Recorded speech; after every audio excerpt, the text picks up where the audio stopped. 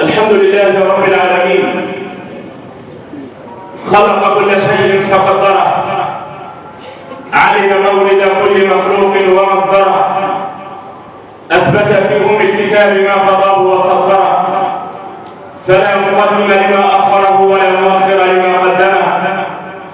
فسبحان من خلق آدم من طين وصوره، ورفع إبليس مكانا عليا، فكان كلما تنفس سبح الله وذكره، وأرسل نوحا بعد فترة واستجاب دعاءه في هلاك من كذبه وكفره، واتخذ إبراهيم خليلا وأهلك عدوه نمرود ودمره، وكلم موسى تكليما ونصره على فرعون وأظهره، ورفع عيسى إلى السماء ووعده بقتل الدجال وادخره، وختم الأنبياء بسيد الأولين والآخرين. وربك يخلق ما يشاء ويختار ما كان لهم الخيرة. وأشهد أن لا إله إلا الله، رضاه أمان ورحمة، وأمره قضاء وحكمة. من أحب لقاء الله أحب الله لقاءه، ومن كره لقاء الله كره الله لقاءه. لما ماتت السيدة زبيدة زوج هارون الرشيد كما جاء في صفة الصفوة لابن الجوزي، وهي التي كانت على تجديد بئر زمزم الذي يشرب منه الحجيج الآن، لما ماتت رآها أحد أقاربها في الرؤيا في روضة من رياض الجنة، فقال لها يا زبيدة كيف حالك الآن مع الله؟ فقالت له غفر لي ربي وأجزل ثوابي وأحسن مآبي وأدخلني واسع جناته. فقال لها بأي عمل عملتيه؟ وأعمالك الصالحة كثيرة. فقالت له غفر لي ربي، اسمع واحرص على هذه الكلمات، غفر لي ربي ب5 كلمات كنت أرددهن وأنا على ظهر الدنيا، كنت أقول دائما لا إله إلا الله أخلو بها وحدي، لا إله إلا الله أفني بها عمري، لا إله إلا الله يغفر بها ذنبي، لا إله إلا الله أدخل بها قبري، لا إله إلا الله ألقى بها ربي. فلما مت رأيت أمامي 5 طرق وكل طريق مكتوب عليه بالنور لا إله إلا الله، وكل طريق يوصلني إلى الفردوس الأعلى. الله ربي لا أريد سواه. هل في الوجود حقيقة لله؟ الطير سبحها، والوحش مجدها، والموج كبرها، والحوت نجاها، والنمل تحت الصخور السند قدسها، والنحل يهتف حمدا في خلاياه، والناس يعصونه جهرا فيسرهم، والعبد ينسى وربي ليس ينساه. وأشهد أن سيدنا ونبينا وعظيمنا محمدا عبده ورسوله كان صلى الله عليه وسلم كما قال أبو سعيد الخدري والحديث في صحيح البخاري كان رسول الله أشد حياء من العذراء في خدرها. ولم لا؟ وهو القائل الإيمان 70 شعبة، أفضلها قول لا إله إلا الله، وأدناها إماطة الأذى عن الطريق، والحياء شعبة من الإيمان. ولم لا؟ وهو القائل ما كان الفحش في شيء إلا شانه، وما كان الحياء في شيء إلا زانه. لما عاد النبي من رحلة المعراج والحديث في صحيح مسلم التقى بسيدنا عمر الفاروق رضي الله عنه، وانظروا إلى حياء نبيكم صلى الله عليه وسلم. قال يا عمر بينما أنا أمر وأطوف في رياض الجنة في رحلة المعراج وجبريل معي، مررت على قصر ما رأيت أحسن منه، وأمامه جمهورية تتوضأ على بابه، فقلت للحورية لمن أنت؟ فقالت أنا لفتى قريش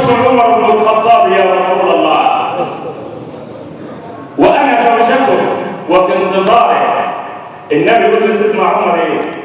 يا عمر لما علمت بانها زوجته وليت من وجهي حتى لا تغار مني يا عمر. انا لما عرفت ان هي زوجتك وليت بوجهي عنها لم التفت اليها خشيه ان تغار مني يا عمر. واذا بالفاروق يبكي ويقول امنك اغار يا رسول الله. واي شيء في هذا ان عمر هو الفاروق الذي سابل الحبيب ذات يوم في اداء العمره. يا رسول الله اذن لي في اداء العمره. اتدري ماذا قال له الحبيب؟ قال يا عمر اذنت لك بها ولكن لي اليك حاجه الا تنسى محمد بن عبد الله للدعاء. ما أعرفك بأخبار الرجال. اللهم صل وسلم وبارك عليه وعلى آله وأصحابه الطيبين الطاهرين. يا أيها الذين آمنوا اتقوا الله حق تقاته ولا تموتن إلا وأنتم مسلمون. أما بعد، إلى أين الوجهة اليوم يا شيخ؟ كنت كما وعدتكم في الجمعة الماضية أن أعلق على بعض المشاهد والمراء التي تحتاج إلى تعليق، والتي رآها الحبيب في رحلة الإسراء والمعراج، والتي يجب أن لا تمر بنا مرور الكرام. منها موقف ماشطة زوج ماشطة فرعون وثباتها على مبدئها، ومنها موقف عندما مر النبي على أقوام في أفرار مشتعلة نارا بهم، فقال يا جبريل من هؤلاء؟ فقال هم الزناه والزانيات من أمتي ذاقوا لذة الحرام فأذاقهم الله أليم العذاب. ويوم أن مر على نساء من أمته في عذاب شديد، وكنت قد نويت أن أعلق على هذه المشاهد، ولكن فوجئت بأن شهر شعبان بدأ يزحف إلى الأمام، فخفت أن يشكوني هذا الشهر إلى ربه ويقول يا ربي إن هذا الرجل اتخذني مهجورا، تكلم عن فضل رجب وما حدث في رجب ولم يتعرض لشعبان ولا ما حدث في شعبان من معجزات لخير الأنام محمد عليه الصلاة والسلام. فجعلت موضوعي فضل شعبان. اعذروني فلكل مقام مقام، وأعلق على المشاهد في الجمعة القادمة إن أحياني وأحياكم الله، لأننا في اليوم الثامن من شعبان وعلى مقربة من المنتصف. وكان النبي دائما إذا جاء شعبان يقول اللهم بارك لنا في شعبان وبلغنا رمضان. قولوا آمين. وهل لشعبان من فضل يا شيخ؟ وما هي المعجزات التي حصلت في شهر شعبان؟ وهل فيه الصيام؟ قلت في شهر رجب لم يرد فيه حديث بالصيام صحيح، مع أن النبي كان مداوما على صيام الاثنين والخميس من كل شهر، وقال أفضل الصيام صيام أخي داود يصوم يوما ويفطر يوما. ولكن يكثر كلام الفلاسفة كل عام أنه لم يرد حديث في رجب. أو جاء شعبان هل ورد فيه حديث كونوا معي بأذن صاغية وقلوب خاشعة وأعيروني الأسماع والقلوب، فإن شهر شعبان منذ أيام هل على حضراتكم وهو شهر رسول الله، شهر خيراته مشهورة وبركاته موفورة، التوبة فيه من أعظم الغنائم الصالحة، والطاعة فيه من أفضل المتاجر الرابحة، شهر جعله الله مضمارا لشهر رمضان وضمن فيه للتائبين الأمان. من عود فيه نفسه الاجتهاد فاز في رمضان بحسن الاعتياد. وشعبان 5 أحرف، الشين والعين والباء والألف والنون، فالشين من الشرف والعين من العلو والباء من البر والألف من الألفة والنون من النور، فكل هذه العطايا من الله الغفور. وسمي شعبان بشعبان لأنه يتشعب منه خير كثير. فعن أم المؤمنين عائشة والحديث في صحيح البخاري في كتاب الصيام كان رسول الله يصوم حتى نقول أنه لا يفطر، وكان يفطر حتى نقول أنه لا يصوم، وكان أفضل صيامه في شهر شعبان. ولما سأله أسامة بن زيد والحديث في النساء وقال يا رسول الله لو أراك تصوم شهرا مثل ما تصوم في شعبان،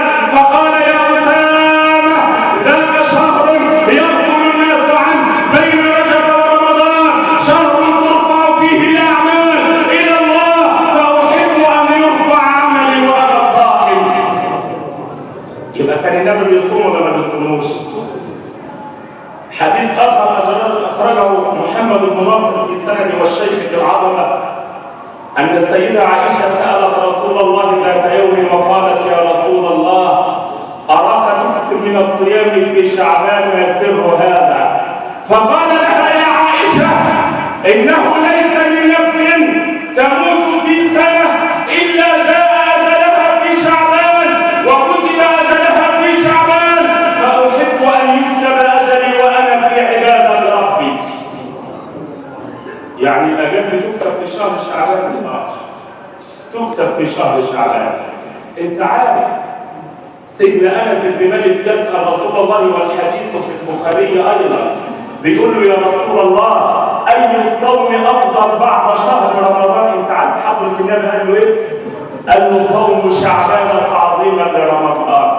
فقلت: أي الصدقة أفضل؟ قال: صدقة في رمضان. يبقى أفضل الصيام بعد رمضان صيام شهر إيه؟ شعبان. ده في بعض الروايات أن النبي كان يصله برمضان إلا يوما واحدا، يعني كان يفطر فيه يوم واحد حتى يفرق بينه وبين صيام الفرض. أحد علماء الفقه وله رأي جليل واحترمه يقول لك: أنت عارف إن سر صيام النبي في شعبان إيه؟ أنت عارف إيه؟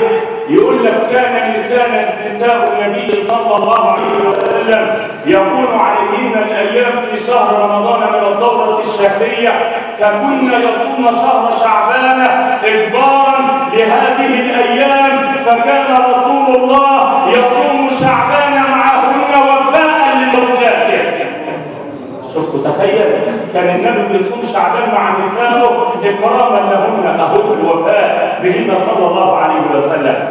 ولعل سائل يسأل: إيه اللي حصل في شعبان؟ أنت عارف إيه اللي حدث في شعبان؟ وحد الله ولا في شهر شعبان نزلت فيه آية خير من الدنيا فيها، الآية 56 من سورة الأحزاب، والتي قال فيها مولانا: إن الله وملائكته يصلون على من؟ يا أيها الذين آمنوا صلوا عليه. الآية دي نزلت في شهر شعبان، عشان كده أكثروا فيها من الصلاة على رسول الله. في شهر شعبان فرض على نبيكم فريضتان: فريضة الزكاة وفريضة الصيام، والأيام لا تعرف فضائلها إلا بما فيها من أحداث. فرض فريضة الزكاة وفريضة الصيام في شهر شعبان. في شهر شعبان تقدر فيها الأعمار، في شهر شعبان يقدر فيها الأرزاق، في شهر شعبان تم فيه تحويل القبلة من المسجد الأقصى إلى المسجد الحرام، في شهر شعبان انشق القمر لرسول الله. وهل هناك أفضل من ذلك؟ انت عارف سيدنا عمار، سيدة لؤلؤة مولاته بتقول ايه؟ بتقول: كان عمار بن ياسر إذا أقبل شعبان تهيأ لصومه كما يتهيأ لصيام رمضان. وكان عمرو بن قيس إذا أقبل شعبان أغلق حانوته وتفرغ لذكر الواحد الديان. ويكفي لشعبان فضل أن فيه ليلة، هي ليلة النصف من شعبان. هتبقى امتى يا شيخ هذه الليلة؟ يوم الخميس القادم إن شاء الله، يعني هتبقى ليلة الجمعة القادمة. هذه الليلة من أفضل ليالي العمر بعد ليلة القدر وليلة عرفة. هي ليلة البراءة، ليلة الشفاعة، ليلة المباهاة، ليلة المغفرة، ليلة العتق من النار. يقول عنها ابن عطاء الله السكندري: ما من ليلة أفضل بعد ليلة القدر من ليلة النصف من شعبان، فإن الرحمة تفرض على أمة محمد بن عبد الله إفراطا. وهي من الليالي التي يستجيب الله فيها الدعاء. تعالوا شوف سيدنا العلامة السبكي بيقول ايه؟ بيقول: لأمة محمد عيدين في الأرض وللملائكة عيدين في الأرض أيضا. انتوا عارفين عيدين الأمة هم عيد الفطر وعيد الأضحى، وفي أعياد تانية بدية: عيد الفطر وعيد الأضحى. وعيدين للملائكة في الأرض، أي أن الملائكة تنزل بأكملها وأكثرها على الأرض في ليلتين ليلتين: الليلة الأولى ليلة النصف من شعبان، والليلة الثانية ليلة القدر. انت عارف. ويقول رأي آخر إمام السبكي في تفسيره، يقول أيضا إن ليلة النصف من شعبان إحياؤها هنحييها بيا سماع التلفزيون والإعلام الفاسد الفتان الذي خلا من أي شيء به ترفع الأمم ما أثار إلا الفتن، والفتن نائمة لعن الله ما أيقظها، مع أن الله قال في حديثه: يا عبادي أنا الله لا إله إلا أنا مالك الملك وملك الملوك، وإن العباد إذا أطاعوني حولت قلوب ملوكهم عليهم بالرحمة، وإن العباد إن عصوني حولت قلوب ملوكهم عليهم بالسخط والنقمة، فساموهم سوء العذاب. فلا تنشغلوا بالدعاء على ملوككم، ولكن انشغلوا بذكر أكفكم ملوككم. والله لو جاء عمر والأنفس لا تتصالح مع الله ما أصلح الله شيئا. ما نزل بلاء إلا بذنب، ولا يرفع إلا بتوبة واستغفار. عباد الله انتهزوا الفرص، فأوقات السلامة معدودة، وانتهزوا الأيام فأيام السلامة مشهودة. وغدا توفى النفوس ما كسبت، ويحصد الزارعون ما زرعوا. إن أحسنوا أحسنوا لأنفسهم، وإن أساءوا فبئس ما صنعوا. ليلة النصف من شعبان ليلة تقسم فيها الآجال للعباد، يحكم فيها الله بالقرب والدعاء. يكتب في تلك الليلة اسم من يولد ومن يموت ومن يقف بعرفات الله ومن يتزوج ومن يبني البنيان. ويا عجبا لابن آدم يضحك في ليلة النصف من شعبان وقد خرج اسمه من ديوان الموتى في تلك الليلة. تخيل تبقى بتضحك في الليلة ديت وأنت في غفلة واسمك خرج يا حبيبي من أسماء الموتى في هذا العام في تلك الليلة. عشان كده ربنا بيتعجب في حديثه القدسي، بيقول: عجبت لمن أيقن بالموت كيف يفرح، وعجبت لمن أيقن بالقبر كيف يضحك، وعجبت لمن أيقن بالحساب كيف يجمع المال، وعجبت لمن أيقن كيف يستريح، وعجبت لمن أيقن بالدنيا وزوالها كيف يطمئن إليها، وعجبت لمن يعلم أنه يموت وحده ويبعث وحده ويدخل القبر وحده كيف لا يخاف ربه. عشان كده لما لقي الفضيل بن عياض رجل سأله ذات يوم: كم عمرك؟ فقال: عمري 60 سنة.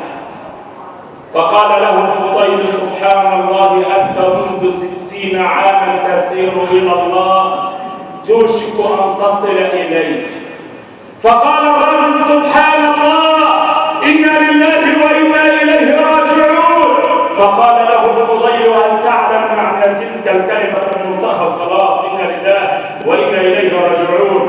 فقال: يا إمام، معناها أني لله عبد وأني إليه راجع. فقال له الفضيل: من علم أنه لله عبد وأنه إليه راجع علم أنه موقوف بين يديه، ومن علم أنه موقوف بين يديه علم أنه مسؤول بين يديه، ومن علم أنه مسؤول فليعد للسؤال جوابا. قال الرجل: يا إمام، ما المخرج إذا؟ قال: أن تتقي الله فيما بقي يغفر لك ما مضى وما بقى. أيا كم يراك الله عاصيا حريصا على الدنيا وللموت ناسيا، أنسيت لقاء الله واللحظة والثرى، ويوما عبوثا تشريف فيه النواصية. إذا المرء لم يلبس ثيابا من التقى تقلب عميانا ولو كان كاسيا. وخير لباس المرء طاعة ربه، ولا خير في من كان لله عاصيا. ولو كانت الدنيا تدوم لكان رسول الله حيا وراقيا، ولكنها تفنى ويفنى نعيمها وتبقى الذنوب والمعاصي كما هي. ابن آدم تخيل معي أن اسمك قد كتب في ليلة النصف من شعبان وخرج في ديوان الموتى، كيف يكون حاله؟ لذلك يقول عيسى ابن مريم: ما من مولود يولد إلا وفي سرته من تراب الأرض التي يدفن فيها. عشان كده فهم النبي القضية وفهم الدنيا عندما قال لعمر: يا عمر ما لي وللدنيا يا عمر، إنما أنا رجل مثلي ومثل الدنيا كرجل استظل في ظل شجرة ساعة ثم تركها وانصرف. ولتعلم يا عمر أن الدنيا دار من لا دار له، ومال من لا مال له، ولها يجمع من لا عقل له، وعليها يعادي من لا فقه له. اتقوا الدنيا فإنها أسحر من هاروت وماروت. عشان كده سيدنا عبد الله بن عباس يقول: يؤتى بالدنيا يوم القيامة. اسمع يا من تاكلتم وتناحرتم وتقاطعتم. يؤتى بالدنيا يوم القيامة في صورة امرأة عجوز شمخاء، فتقف في أرض المحشر، فينادي الله على أهل المحشر: يا أهل المحشر أتعرفون هذه؟ أنتم تعرفوا من دي؟ فأهل المحشر يقولوا: نعوذ بالله من معرفتها. فيقول لهم ربنا: هذه هي الدنيا التي تقاتلتم من أجلها، والتي تناحرتم بسببها، والتي سفكتم الدماء من أجلها. فيؤمر بها إلى النار، فنقول: يا رب ألحق بي أشياعي وأتباعي. فيرمى أهل الدنيا وليس لهم نصيب من شفاعة محمد. عشان كده كان يقول: ما من يوم إلا وملك الموت ينادي: يا أبناء الأربعين هذا وقت أخذ الزاد، أذهانكم حاضرة وأعضاؤكم قوية شداد. يا أبناء الخمسين قد دنا وقت الأخذ والحصاد. يا أبناء الستين نسيتم العقابة وغفلتم عن رد الجواب. الموت كل يوم ينشر الكفن ونحن في غفلة عما يداوينا. لا تطمئن إلى الدنيا وبهجتها، وإن توشحت في أسوارها الدفنة. أين الأحبة والجيران ما فعلوا؟ أين الذين كانوا لنا سكنا؟ سقاهم الموت كأسا غير صافية حتى أرداهم تحت أضداد الثرى رهنا. لمن الملك اليوم؟ لله الواحد القهار. فهمها عمر بن عبد العزيز عندما قيل له: صف لنا الدنيا يا عمر. فقال عمر: كانت الدنيا ولا أكون فيها، أتذهب الدنيا ولا أكون فيها، فإن عيشها نكد وصفوها قدر وأهلها منها على وجه. أهل الدنيا دائما على خوف منها. ليه؟ يخافون إما بنعمة زائلة، إذا مع نعمة خايف إنها تسيبها وهو يسيبها، أو منيات قاضية أو منيات نازلة، يبقى إزاي هتستقر فيها أو تفتح فيها. وقيل لعلي: يا علي صف لنا الدنيا. فقال: وما أصف من دار من صح فيها ندم، ومن أمن فيها حزن، ومن استغنى فيها افتتن، ومن في حلالها الحساب وفي حرامها العقاب، ومن في متشابهها العتاب، وما المال والأهلون إلا ودائع، ولا بد يوما أن ترد الودائع. نرفع ديننا بتمزيق ديننا، فلا ديننا يبقى ولا ما نركع. فليلة النصف من شعبان يكتب فيها الآجال للعباد، اسم من يمر في تلك السنة. ضع نصب عليك أن اسمك قد خرج من ديوان الموت في هذه الليلة. وما من مسلم يسأل الله شيئا في ليلة النصف من شعبان إلا أعطاه، إلا أن يكون من أهل المعاصي والمجاهرين بالكبائر.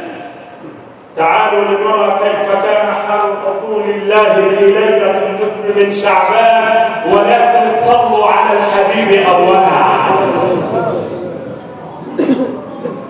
أخرج النسائي وابن ماجه في سننه، تقول السيدة عائشة: خطبت رسول الله ليلة النصف من شعبان فكنت أبحث عنه، تقول: فرأيته في البقيع رافعا رأسه إلى السماء، فقال لي يا عائشة: أكنت تخافين أن يحيف الله عليك ورسوله؟ لما الخوف يا عائشة ولما القلق عليك؟ فقالت: يا رسول الله، ظننت أنك قد ذهبت إلى بعض نسائك الليلة. الغيرة فيه النساء فيها الغيرة. أنا كل خوف الليلة مش أي حاجة، أنا خفت إن أنت تكون سبتلك ورحت لزوجة ثانية من نسائك. وإذا بالنبي يقول لها: يا عائشة، بعد أن نظر إلى السماء: إن الله ينزل ليلة النصف من شعبان على أهل الدنيا فيغفر لكل أمتي بعدد شعر غنم بني كلب. عارفين شعر النبي ضرب المثل لبني كلب لأنها قبيلة عرفت بالأغنام كثيرة. النبي يقول إن الأمة مغفرة هي بعدد هذا الشعر. وفي رواية أخرى في البخاري أن السيدة عائشة تقول: دخل النبي في فراشي حتى مس لي جلده فانتفض فجأة فتفقدته فإذا هو قائم يصلي بين يدي الله، خفف القيام ثم ركع ثم سجد إلى منتصف الليل. أنا بحكي لكم كأننا نعيش الآن مع الحبيب.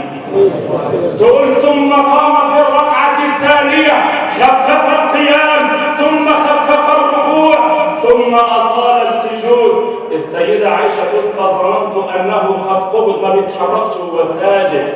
تقول: فوضعت يدي على مؤخرة قدميه فحركها فعلمت أنه على قيد الحياة، فوضعت سمعي عند رأسه وهو ساجد فسمعته يقول: سجد لك سوادي. بخاطب مين يا جماعة؟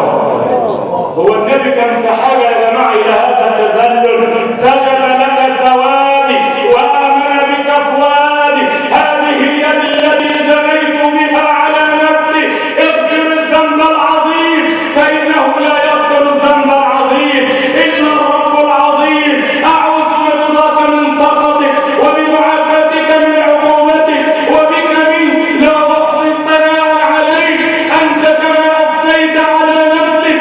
ثم قال: يا عائشة، أتدرين أي ليلة هذه؟ إنها ليلة النصف من شعبان يغفر الله فيها لكل أمتي إلا 4 نفر. الكل يتأهل ويتأهل من 4 نفر التي لم يغفر الله لهم. شوف هتحط نفسك انت واحد من دول ولا لا؟ مدمن الخمر وآكل الربا والمصر على الزنا والعاق لوالديه. 4. هل خلت الديار من واحدة من هذه حتى يغفر الله لنا؟ وفي رواية يا أحمد: يغفر الله لكل أمتي إلا ساحرا أو كاهنا. وفي رواية أخرى: يطلع الله على أمتي ليلة النصف من شعبان فيغفر الله لكل أمتي إلا 2: المشرك، الحمد لله مش حد فيهم مشرك، ولكن الثانية أدهى من الأولى، والمشاحن. انت عارف المشاحن اللي هو ايه؟ اللي هو المتخاصم الذي لا يكلم أخاه فوق 3 أيام. يا أخي وأخي معك في البيت الواحد دون أن نلقي عليه سلاما ودون أن نذكره بخير أو نأمره بمعروف أو ننهاه بمنكر. نعم منكر. وتقول لي عشان كده النبي يقول: 3 لا ترفع صلاتهم فوق رؤوسهم شبرا. صلى الرحمة في 3 الصلاة لا ترفع فوق رؤوسهم شبرا. من هم يا رسول الله؟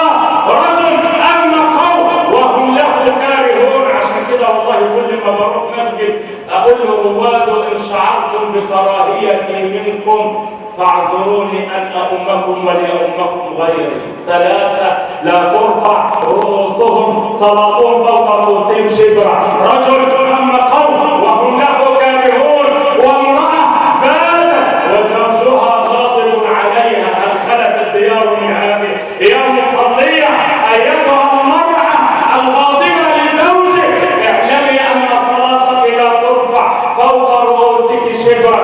ففي حديث آخر والله لو سمعتيه يا أختاه لبكيت الدموع بدل والدم بدل الدموع. النبي يقول أيما امرأة صلت ولم تدعو لزوجها في سجودها فصلتها مقطوعة. يا لو المرأة صلت ولم تدعو لزوجها في صلاتها فصلاتها مردودة. الواحد الثالث الذي لا ترفع صلاته مين؟ وأخوان ذات متصاربين متقاطعان. يقول الله لملائكته دعهما حتى يصطلحا. يقول صلى الله عليه وسلم إذا كانت ليلة نصف شعبان فقوموا ليلها وصوموا نهارها، فإنها الليلة التي ينزل فيها مولانا إلى سماء الدنيا وينادي هل من مستغفر فاغفر له، هل من مبتلى فاعافيه، هل من مسترزق فارزقه، حتى مطلع الفجر. والذي قال هذا قال التائب حبيب الرحمن والتائب من الذنب كما لا ذنب له. ادعوا الله وانتم موقنون بالجنة.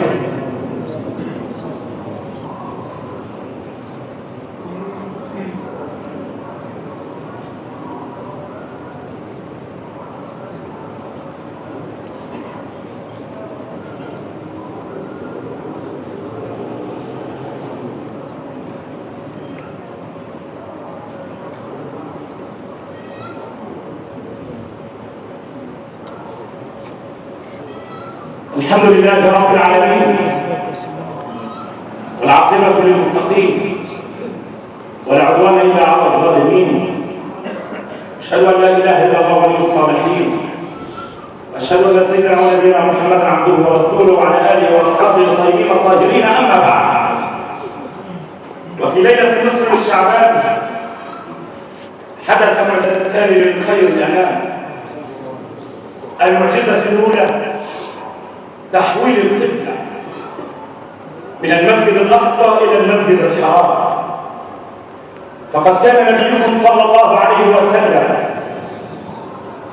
وهو يصلي في مكة كان يجمع بين القبلتين قبل الهجرة، البيت الحرام والمسجد الأقصى. فكان يصلي بين الركنين بين يدي الكعبة وهو مستقبل صخرة بيت المقدس. فلما هاجر إلى المدينة المنورة تعذر عليه الجمع بين القبلتين، يصلي إلى أي جهة.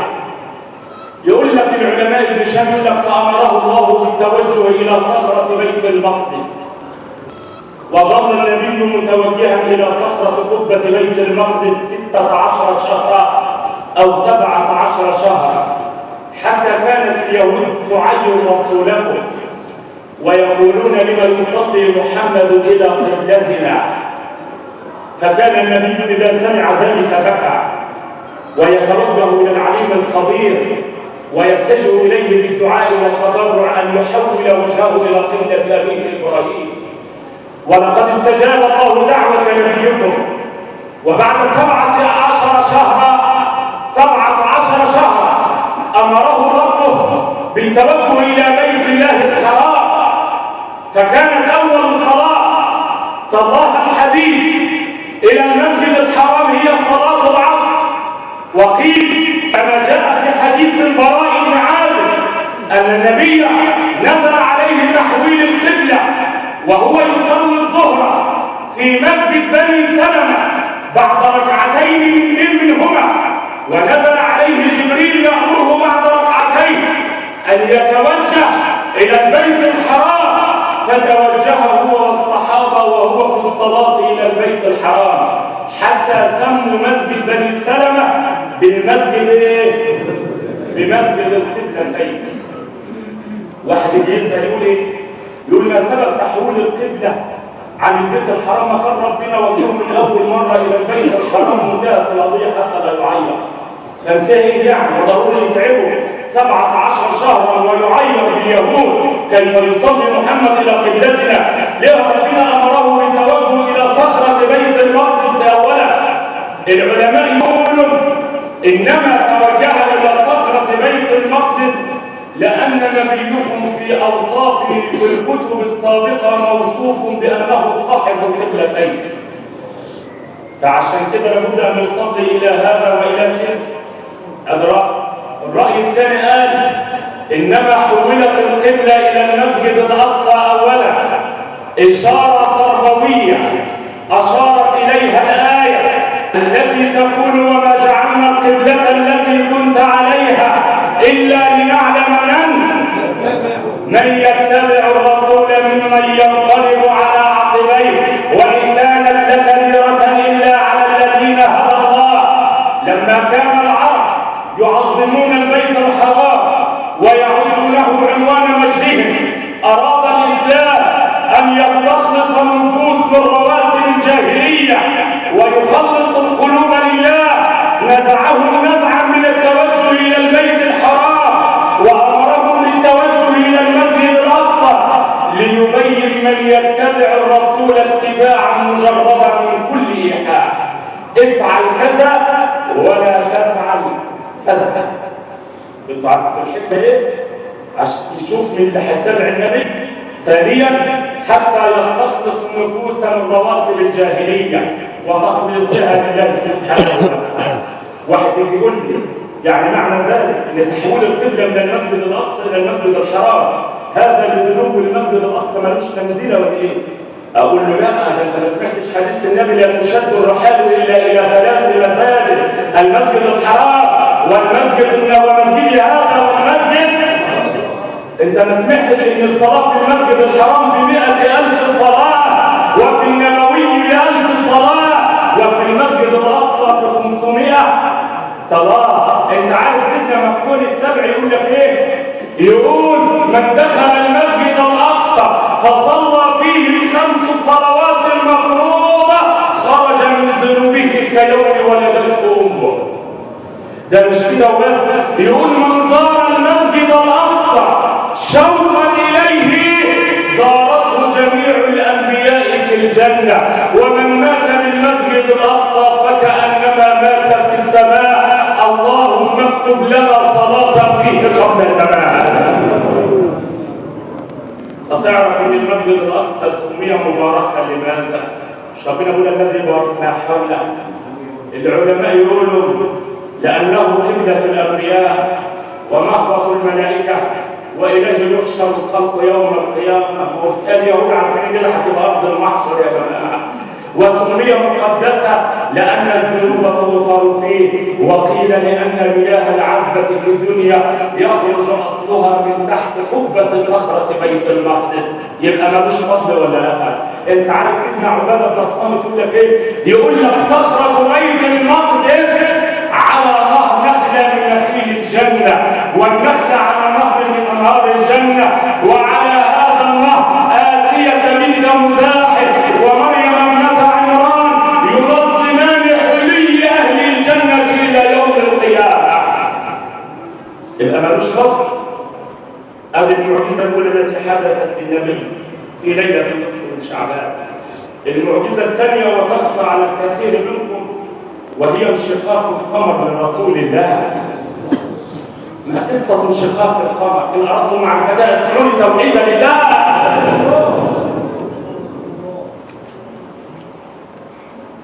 قصة انشقاق القمر المولى عز وجل قال فيها: اقتربت الساعة وانشق القمر. اجتمع أهل مكة وجاءوا إلى الحبيب ذات يوم وقالوا له: يا محمد، إن كنت رسولا حقا ونبيا صدقا فأظهر لنا آية تبين ذلك. فقال له النبي كما روى ابن عباس: ماذا تريدون يا أهل مكة؟ قالوا: نريد أن نرى القمر منشقا ليلة التمام، ليلة البدر، عاوزين نشوف القمر انشق نصفين. إلى من يلجأ رسول الله؟ إلى الله، ولله غيب السماوات والأرض وإليه يرجع الأمر كله. فنزل عليه جبريل وهو يقول يا محمد ربك يقرئك السلام ويقول لك إذا كانت ليلة التمام ليلة النصف من شعبان فأشر إلى القمر بأصبعك وانظر ماذا سيجري. وجاءت ساعة التمام وليلة النصف من شعبان واجتمع أهل مكة حول الحبيب ليروا الآية، وأشار النبي إلى القمر بأصبعه هكذا فانشق القمر نصفين وسقط على الأرض نصف على جبل الصفا ونصف على جبل المروة. أنت عارف علماء الفضاء لما بيطلعوا القمر يا جماعة في آخر التقارير البحثية العلمية يقول لك أصل هذا الانشقاق ما زال على وجه القمر إلى الآن، انشقاق نصفين. أنت عارف أهل مكة قالوا للنبي لما شافوا هذه الآية قالوا يا محمد لا نصدقك حتى نسأل المسافرون من أهل مكة هل رأوا ما رأينا أن صحبت عيوننا يا ابن عبد الله. تخيل احنا مش هنصدقك لما نشوف الناس اللي جايه من اهل مكه طالعين بالتجاره وجايين شافوا اللي احنا شفناه ولا انت صحبت عيوننا. ولما جاء المسافرون من اهل مكه والتقوا باهل مكه الاصليين ورسول الله بينهم. يقول ابن هشام قبل ان يتكلم اهل مكه اذا بالمسافرون يقولون لاهل مكه هل رأيتم ما رأينا يا أهل مكة؟ قالوا لهم ما رأيتم؟ قالوا رأينا القمر قد نزل من السماء وانشق نصفين، نصف على جبل الصفا ونصف على جبل المروة. أتدري ماذا قال أهل مكة؟ قالوا إن محمد بلغ سحره السماء والأرض سحر عيونكم كما سحر عيوننا. إن الذين حقت عليهم كلمة ربك لا يؤمنون ولو جاءتهم كل آية حتى يروا العذاب الأليم ولو فتحنا عليهم بابا من السماء فظلوا فيه يعرجون لقالوا يا محمد إنما سكرت أبصارنا بل نحن قوم مسحورون. سحر على طول الخط، السحر كله سحر يرموها إلى الدجل شعوذة والسحر. والعين ليس في هذا ولا ذاك، انما العين في قلوب اغلقت قلوبها عن علم الحقيقه وعن علم الاله الرباني. اقتربت الساعه وانشق القمر وان يروا ايه يعرضوا ويقولوا سحر مستمر. تعالوا نقف مع الايه شويه يا جماعه. اقتربت الساعه اللي هي يوم القيامه. طب الساعه اقتربت، ربنا قال للنبي الكلام ده منذ كام؟ 1400 وزياده 14 قرن. اقتربت الساعه وانشق القمر. نعم اقتربت الساعه. انتوا عارف دليلكم بقى ايه؟ يقول لك بعثه النبي فبعثه الحبيب دليل على قرب القيامه. ولا احنا نقول الكلام ده دلوقتي يا جماعه؟ ودي احداث بتحدث في هذه الايام في كل البلاد من سفك الدماء وقول الظهور والى غيره، كلها من علامات يوم القيامه، العلامات الكبرى والله، كلها من علامات الساعه. النبي اسماعيل قول رسول الله بعثت انا والساعه كهاتين واشار بالسبابه والوسطى. تخيل النبي يقول بعثت انا والساعه كهاتين، مش كده وبس، يقول وان كادت لتسبقني. ايه اللي تسبقه؟ يعني كادت القيامة من قربها أن تصدق بعثة الحبيب. إن النبي صلى الله عليه وسلم كان جالسا ذات يوم بين أصحابه والشمس في ساعة الاصفرار عند الغروب. الشمس وقت الغروب بتلاقي تنقلب إلى إيه؟ اصفرار. فالنبي نظر إلى الشمس وهي تودع الكون وتدخل في فلكها مع دورانها. فيقوم النبي يقول للصحابة والله ما بقي من دنياكم إلا كما بقي من هذا النهار، إلا كما بقي من هذا النهار. أتى أمر الله فلا تستعجلوه سبحانه وتعالى عما يشركون. اسمحوا لي الآن أن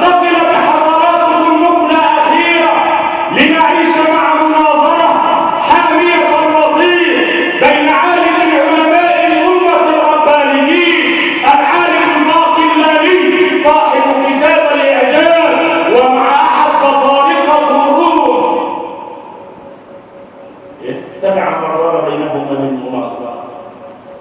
ابدأ أيها البطريق. فقال يا بطلاني هل انشق القمر لنبيكم؟ هل الأمر انشق لنبيكم؟ قال له نعم. قال ولماذا لم يره إلا أهل مكة ومسافرون أهل مكة؟ يا جماعة المناظرات عايزة علماء ربانيين. ما تسيبوش أولادكم على النت حملات التبشير ولا فقه لهن ولا علم ولا دراسة. ده في علم في الجامعات الأزهرية اسمه علم دراسة الأديان ومقارنة الأديان. أنت مين أنت عشان تقارن أو عشان تخش في مناظرة؟ أما علماء التبشير على أشدها وشباب أصحاب المراهقة الفكرية ينجرفون نحوهم. البطريق بيقول للإمام الباقلاني هل انشق القمر لنبيكم؟ ولماذا لم يره إلا أهل مكة؟ فقال العالم له أيها البطريق وهل نزلت المائدة من السماء على المسيح ابن مريم؟ قال نعم. قال ولماذا لم يرها إلا الحواريون أصحاب عيسى؟ نحن آمنا بأن المائدة نزلت على عيسى لأن الله أخبرنا بذلك، وآمنا بأن القمر انشق للحبيب لأن الله أخبرنا بذلك، كل من عند من؟ قال له البطريق أوما سمعت أيها الشيخ ما قيل في شأن أمكم عائشة حادث الإفك إلا إن يريد أن يطعن في شرف أم المؤمنين عائشة. وأنا لما أتكلم عن فضل عائشة في خطبة وهنتعرض لتلك الحادثة التي كانت محنة للحبيب وفتن الصحابة فيها فتنة عالية في خطبة من الخطب، فاللئيم يريد أن يطعن في شرف أم المؤمنين. هذا أول ما سمعتم ما قيل في شأن أمكم عائشة أراد اللئيم أن يطعن في شرفها. فقال له العالم هما امرأتان في التاريخ، امرأة تزوجت وهي عائشة ومع ذلك لم تنجب، وامرأة لم تتزوج وهي مريم ومع ذلك أنجبت. أنتم اتهمتم التي تزوجت ولم تنجب، أما نحن برأنا التي لم تتزوج وأنجبت لأن الله برأها من فوق 7 سماوات. فقال يا مريم اقنطي لربك واسجدي واركعي.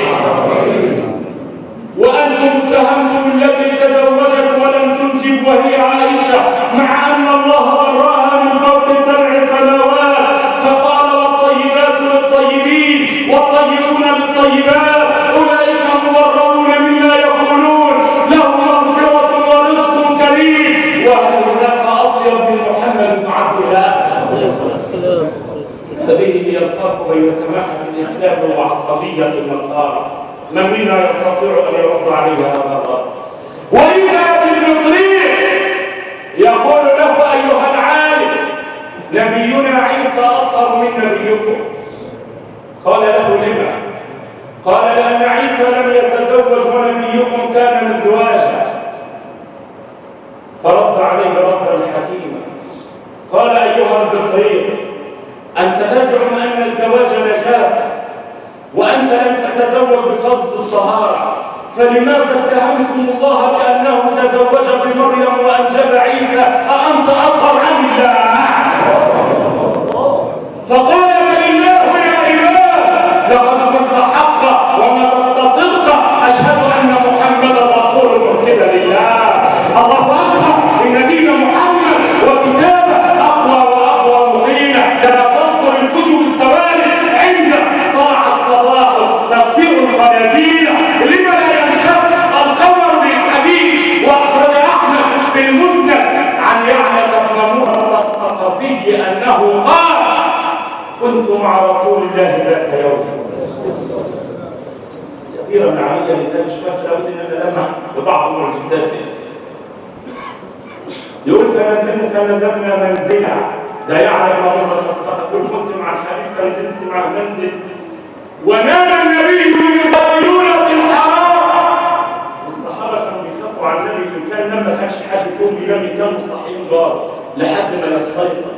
يقول وأنا قائم بجواره مع أن الله قال له والله يعصمك، مع أن الله قال فالله خير حافظا وارحم وهو أرحم الراحمين. بس هو حب الصحابة للنبي. يقول فجلست بجواره وعيني على وجه الحبيب وهو نائم. يقول وبينما النبي نائم رأيت شجرة أبدت الأرض أبدا وخرجت من جذورها وجعلت تطوف بالحبيب محمد وهو نائم، ثم رجعت إلى مكانها. فلما استيقظ رسول الله أخبرته الخبر فقال وأي عجب في هذا يا يعلى، إنها شجرة استأذنت ربها أن تسلم عليك فأذن لها. لما لا ينشق القمر للحبيب وقد أخرج ابن عساكر وابن منظور في فتح خيبر، وهذا لم يرد إلا العلامة القاضي في الشفاء وصاحب كتاب المواهب اللدنية الإمام القسطلاني في المجلد الثاني. أصاب النبي يوم فتح خيبر حمارا أسودا من ضمن الغنائم. أتعرفون هذا الأمر؟ اللي نحب نقول وما نحبش نقول ما نقولش. ألا منع حب نبيكم فوق كل شيء، والله فوق كل شيء. من فضل شهر شعبان نزلت آيات الصلاة على النبي في هذا الشهر. أصاب حمارا أسود أصبح الكلام عن الحبيب وأهل بيت الغريب ضربة اليتامى على موائد الله، وكأننا نستمع إلى هذا الكلام لأول مرة. أصاب حمارا أسود فجعل الحمار يكلم رسول الله ورسول الله يكلمه حتى قال له النبي ما اسمه؟ فقال يا رسول الله اسمي يزيد بن شهاب. انت عارف انهم عندهم اسامي زي ما احنا عندنا؟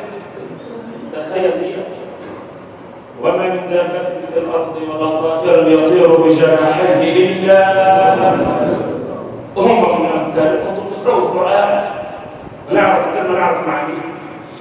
قال اسمي يزيد بن شهاب يا رسول الله، أخرج الله من نسل جدي 60 حمارا ما ركبهم إلا نبي، وكنت أتوقع أن تركبني أنت لأنه لم يبقى من نسل جدي إلا أنا ولم يبقى من الأنبياء إلا أنت.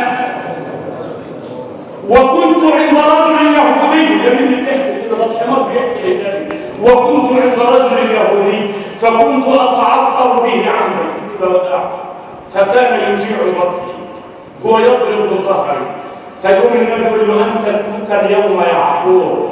النبي استخدمه كهيئة مراسلة، فكان إذا أراد أحد الصحابة في مهمة أطلق إليه هذا الحيوان ويترك ببابه على رأس باب الصحابي فيعلم الصحابي أن رسول الله في انتظاره. أنت عارف اليوم اللي النبي مات فيه سيدنا أنس بن مالك يقول لك إيه؟ يقول نظرت إلى هذا الحمار فرأيته خرجا مهرولا حتى جاء إلى بئر لأبي الخيثم بن الجهاد في الجاهلية، وكان في المدينة المنورة هذا البئر. فوقف الحمار على رأس البئر وعيناه تزرفان بالدموع ورمى بنفسه في البئر جزعا على فراق رسول الله. لما لا ينشق القمر لرسول الله؟ وأخرج أبو يعلى وأحمد والطبراني والبيهقي عن أسامة بن زيد كنت مع النبي صلى الله عليه وسلم في رحلة وفي غزوة، فأراد النبي مكانا خاليا ليقضي فيه حاجته. يا أسامة ابحث لي عن مكان خالي، والحقيقة ما أقول إلا لرسول الله. شوف لي مكان خالي يتخفى به عن الناس. نظر أسامة فقلت يا رسول الله لم أرى مكانا خاليا يأويه تطور فيه.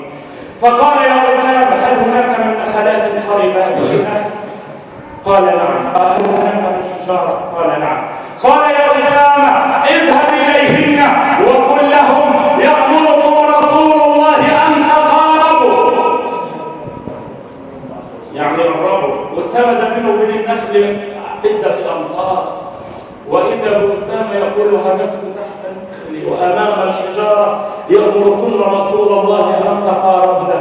يقول والذي بعث رسول الله بالحق بشيرا ونذيرا تركت النخيل مكانها وجعلت ترد الأرض أدى والحصوات جعلنا يتعاقدن واحدة فوق أخرى حتى صنعنا حائطا حتى توارى الحبيب